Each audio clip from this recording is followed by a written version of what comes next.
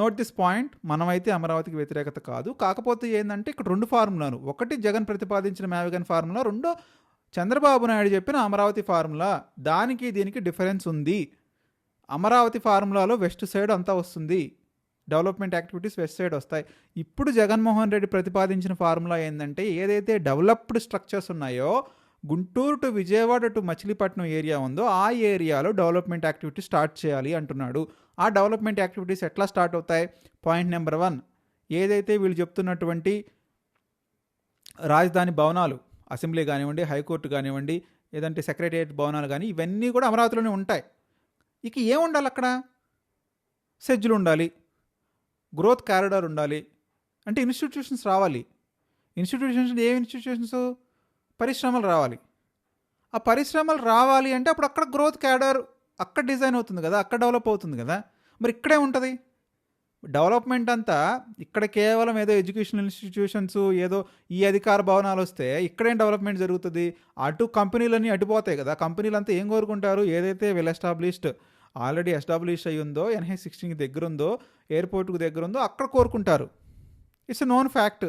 So అక్కడ తీసుకొని అక్కడ కంపెనీలు వస్తే ఇక్కడ ఎప్పుడు డెవలప్ అవుద్దని నా ప్రశ్న. ఇప్పుడు చంద్రబాబు నాయుడు కూడా జగన్మోహన్ రెడ్డి లైన్లోకి వెళ్ళిపోయాడు కదా, ఫుట్ ప్రింట్స్లోకి వెళ్ళిపోయాడు కదా.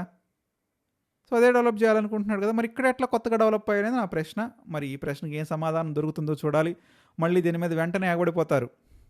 ఏదైతే మద్దతుదారులు ఉంటారో విపరీతంగా నా మీద పడిపోతారు. అయ్యా మీరు నా మీద పడొద్దు, ఎందుకంటే ఇది నేను అడిగేటువంటి ప్రశ్న వ్యాలిడ్ ప్రశ్న.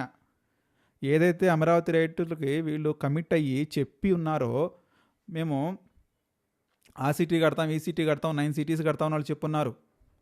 ఎన్ని సిటీస్ లేవు ప్రస్తుతానికైతే. ఏం చెప్తున్నారంటే ఏ కాడికి కూడా పరిపాలనా భవనాల మీద కాన్సన్ట్రేషన్ ఉంది.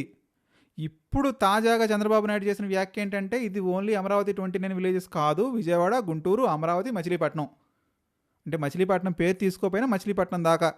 మరి అలాంటి మచిలీపట్నంలో అధికార భవనాలేమో అమరావతిలో కట్టేశారు, వాటిని కదల్చడానికి ఛాన్స్ లేదు, స్కోప్ లేదు. పాయింట్ క్లియర్ కదా. ఇప్పుడు మరి ఇక్కడ ఏం పెడతారు? అది పాయింట్. ఇక్కడేం పెట్టాలి? ఎయిర్పోర్ట్ చూద్దామా గన్నవరంలో ఉంది, రైల్వే స్టేషన్ చూద్దామా విజయవాడలో ఉంది, NH-16 పక్కనే ఉంది. మరి ఇక్కడ ఏం పెట్టేది ఏమీ లేదు, ఇక్కడ డెవలప్మెంట్ యాక్టివిటీస్. మరో పక్క చూద్దామా వెస్ట్ బైపాస్ ఉంది. సో అక్కడ ఏం పెట్టాలి? కంపెనీలు పెట్టాలి, పరిశ్రమలు రావాలి. మరి IT కంపెనీస్ పెడతారా, నాన్ IT కంపెనీస్ పెడతారా, సెమీ కండక్టర్స్ కంపెనీ పెడతారా, ఏదైనా కియా లాంటి కంపెనీస్ పెడతారా? ఏం కంపెనీస్ పెడతారో పెడతారు. ఒకవేళ కంపెనీలు వస్తే అక్కడికి ఆ లొకేషన్లోకి, ఆ రీజియన్లోకి కంపెనీలు వస్తాయి. ఎందుకు వస్తాయంటే జగన్మోహన్ రెడ్డి కూడా ప్రో మ్యావిగన్ కాబట్టి. సో అక్కడికి ఆ రీజియన్ అంతా డెవలప్ అవుద్ది. సో ఆ రీజియన్ అంతా డెవలప్ అయితే పరిశ్రమవేత్తలంతా అడ్డుపోతే పెట్టుబడిదారులంతా అడ్డుపోతారు కదా. పెట్టుబడి పెట్టేవాడు, నేను 3 సెంట్లు 4 సెంట్లు స్థలం కొనుక్కున్నాడు, నేను ఎందుకు అమరావతిలో పెట్టుబడి పెడతాను? నేను మావికని పోతాను, నేను అట్టెలు పెట్టుకుంటాను. ఎందుకంటే అక్కడ నాకు సేఫ్ కదా. రేపటి రోజున జగన్మోహన్ రెడ్డి వచ్చినా దాన్ని కదిల్చడు. ఎందుకంటే నాకు నేనేదైతే పెట్టానో సింగిల్ రూపీ అదైతే డిప్రికేట్ అయ్యేటువంటి సిచ్యువేషన్ ఉండదు, పెరగటమే తప్ప తరగటం ఉండదు. అదే రేపు నేను వచ్చి వీళ్ళు చెప్పినట్టుగా అమరావతిలో పెట్టాను అనుకోండి, అమరావతి రైతుల దగ్గర నేను ల్యాండ్ తీసుకున్నాను అనుకోండి, సిచ్యువేషన్ ఏంటి? ఫర్ ఎగ్జాంపుల్ రేపటి రోజున జగన్ వస్తే ఆబ్వియస్గా ప్రయారిటీస్ అంతా మావిగన్ వైపు మూవ్ అవుతుంది. మరి ఇక్కడ వచ్చే ఇన్వెస్టర్లు ఎవరు? మీరు ఇక్కడ ఏం పెడతారు? దీని ఇంతకుముందు రైస్ చేసినట్టుగా ORR మీద, అవుటర్ రింగ్ రోడ్ మీద క్లారిటీ లేదు, ఇన్నర్ రింగ్ రోడ్ మీద క్లారిటీ లేదు, ఎయిర్పోర్ట్ మీద క్లారిటీ లేదు. అంటే ఉంటుందా ఉండదా? ఇప్పుడు వీళ్ళు ఫోకస్ చేస్తుందంతా కూడా మళ్ళీ మావిగన్ వైపు వెళ్తే, విజయవాడ, గుంటూరు, మచిలీపట్నం వెళ్తే ఇంక ఇప్పుడు ఎయిర్పోర్ట్తో అవసరమే ఉంది, రైల్వే స్టేషన్తో అవసరమే ఉంది, బస్ స్టాండ్తో అవసరమే ఉంది. జస్ట్ అక్కడి నుంచి అక్కడ కనెక్టివిటీ రోడ్లు వేసుకుంటే సరిపోద్ది కదా. NH-16 దగ్గరే ఉంది, ఆల్రెడీ కనెక్టింగ్ రోడ్లు వేస్తున్నారు, ఈ ట్రంక్ ఇన్ఫ్రాస్ట్రక్చర్ అయిపోద్ది. ఇంకా వీళ్ళకి అక్కడికి సపరేట్గా ఏం అవసరం ఉంటుందండి? రావిల ఎయిర్పోర్ట్ అవసరం లేదు. ఏదైతే వీళ్ళు పెద్దపరిమి దగ్గర రైల్వే స్టేషన్ అంటున్నారో రైల్వే స్టేషన్ అవసరమే లేదు. బస్ స్టాండ్ అంటారు, అక్కడ పెద్ద బస్ స్టాండ్ కడతా ఉంటా, బస్ స్టాండ్ అవసరమే లేదు. ఈ కింద రింగ్ కూడా అవసరమే లేదు, నాట్ నెససరీ కదా. ఎందుకంటే డైరెక్ట్గా NH-16 కనెక్ట్ అవుతాయి, ఇంతవరకు వస్తే ఆగిపోతాయి. పరిపాలనా భవనాలన్నీ కూడా అమరావతిలో ఉంటాయి, అమరావతి విలేజెస్లో ఉంటాయి.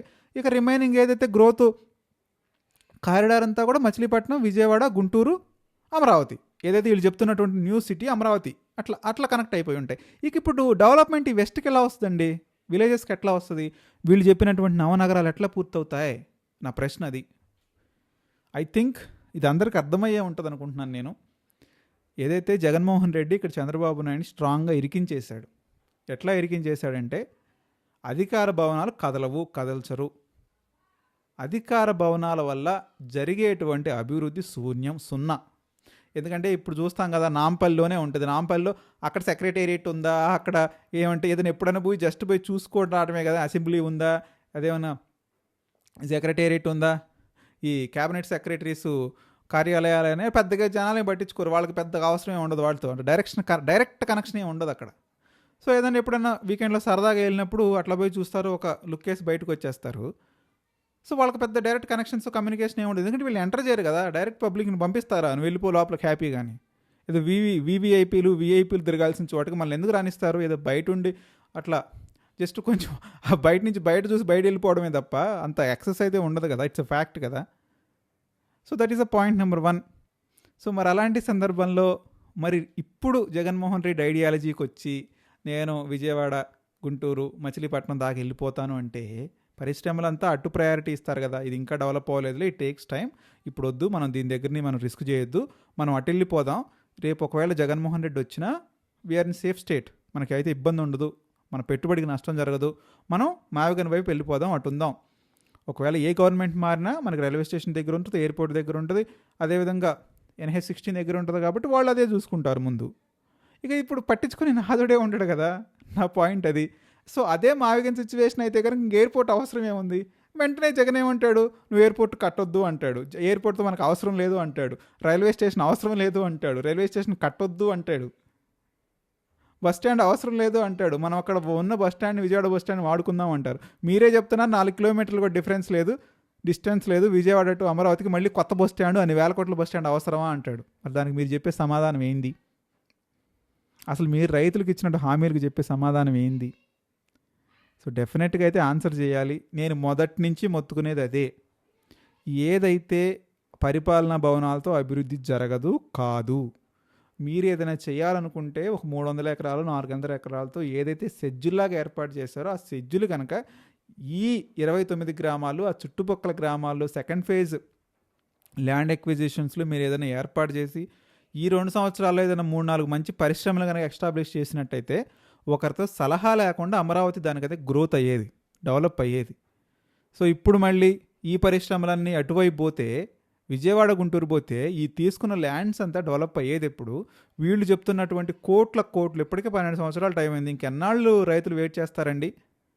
సో ఇప్పుడు ఇవ్వబోయే రైతులు కూడా ఆలోచించుకోవాలి. మీకేం కన్ఫర్మేషన్ వస్తుంది? మీరు ఇస్తామంటున్నారు, మీకేం కన్ఫర్మేషన్ వస్తుంది? ఈరోజు న్యూస్ వచ్చింది, ఏదైతే మావిగన్తోనే ఉంటాడు, no doubt about it, Chandrababu Naidu, make my words, ఏదైతే జగన్మోహన్ రెడ్డి ప్లాను ఆయన స్ట్రాటజీలోనే ఫాలో అవుతున్నాడు. వైజాగ్ అంటే వైజాగ్, నేను ముందే చెప్పాను, వైజాగ్ అంటే వైజాగ్ని ఫుల్ డెవలప్మెంట్, రాయలసీమ అంటే రాయలసీమని ఫుల్ డెవలప్మెంట్, గ్రోత్. ఎందుకంటే జగన్ ఈ అంశంతో రాజకీయం చేస్తాడని భయం చంద్రబాబు నాయుడులో ఉంది. కాబట్టి అటు ఇప్పుడు ఇది కూడా అంతే, అమరావతి కూడా NH-16 అవతలే డెవలప్ అవుతుంది తప్ప ఇటు డెవలప్మెంట్ అయ్యే ఛాన్స్ తక్కువ. అంటే నన్ను తిడితే తిట్టండి, I don't have any issues, మీరు తిట్టండి, but that is a fact, that is a reality. నా మాటలు అబద్ధం అయితే ఈరోజు వెళ్ళి అధికార పత్రిక ఒకసారి తిరిగేసి చూసుకోండి, దానిలో ఏముందో. అంటే వాళ్ళు ఇటు తిరిగేసి అటు తిరిగేసి ఏ చెప్పినా దానికి వచ్చేటువంటి సమరీ అదే. అంటే చెప్పినట్టు ఎక్స్పోజ్ చేసినట్టు వీళ్ళు ఎన్ని డ్రామాటిక్ సిచ్యువేషన్స్ చేసినా that is the fact, that is the real thing. Chandrababu Naidu చెప్పాలనుకుంది, జగన్మోహన్ చెప్పాలనుకున్నది ఒకటే, అధికార భవనాలంతా అమరావతి పల్లెల్లో ఉంటాయి, ఏదైతే డెవలప్మెంటు పరిశ్రమలంతా NH-16 అవతలు ఉంటాయి.